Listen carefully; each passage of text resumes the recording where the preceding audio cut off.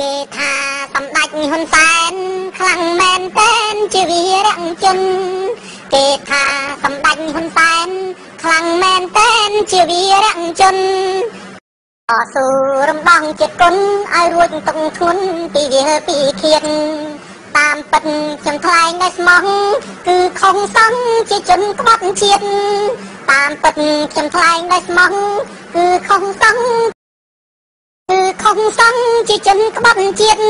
ជាអ្នករំវាលពីឃាតហើយក្បត់ថែមទៀតលក់ជាតិឲ្យយួនជាអ្នករំវាលពីឃាតហើយក្បត់ថែមទៀតលក់ជាតិឲ្យយួនអនិច្ចាផ្លៃលំខ្ញុំធ្វើដាក់ឈើដាក់ឈើដាក់សពហើយសារពើដាក់ឈើអានឹងរ៉ែអើយនឹងរ៉ែដាក់ឲ្យចិនយួនព្រោះគាត់ដៃថៅកែហើយខ្ញុំមកជាឆ្កែបំរើចិនយួនណាដៃ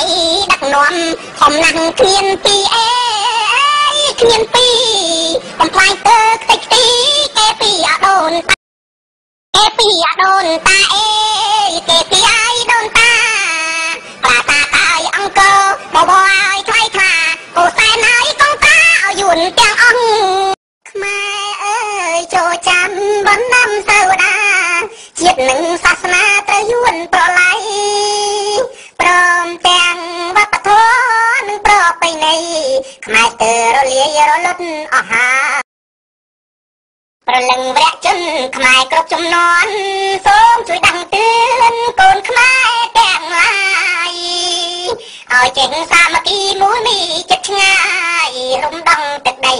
លំត្រាតែបាទនេះដែរសូមបាទផ្ញើជូនទៅដល់បងប្អូនជនរួមជាតិខ្មែរទាំងអស់ដែលមានឈាមជ័រជាខ្មែរត្រូវតែតស៊ូក្រោកឈរដើម្បីសិទ្ធិសេរីភាពយើងឲ្យបាននៅក្នុងឆ្នាំ2010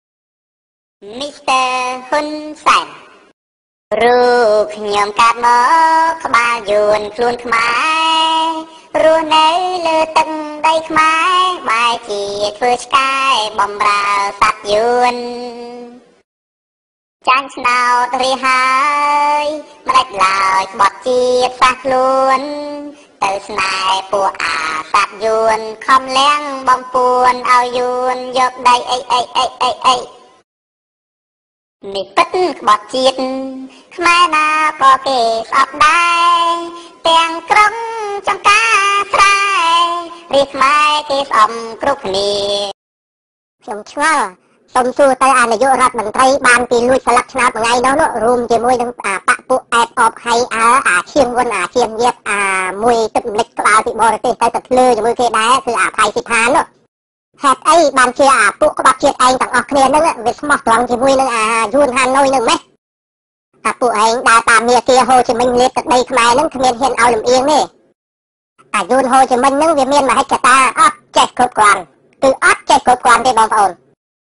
មើលទី1វាយកចម្ប៉ាទី2វាយកបានកម្ពុជាក្រោមទី3វាបានប្រទេសលាវទី4ឥឡូវកម្ពុជាកណ្ដាលយើងនេះ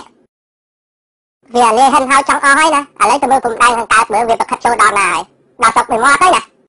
គឺដោយសារណាមិនដោយសារអាសម្ដេចដៃចោលនៅអាពួកមន្ត្រីកញ្ចាស់យួនជាន់ខ្ពស់ប្រមាណក្បាលនឹងឯងហេតុអីបានជាពួកឯងអត់ចេះភ្ញាក់ខ្លួនណាស្រុកចង់ឲ្យលេអស់ហើយនេះ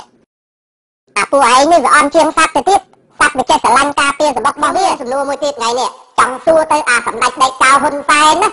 លោកឯងកាន់អំណាចជាង30ឆ្នាំផ្លាយ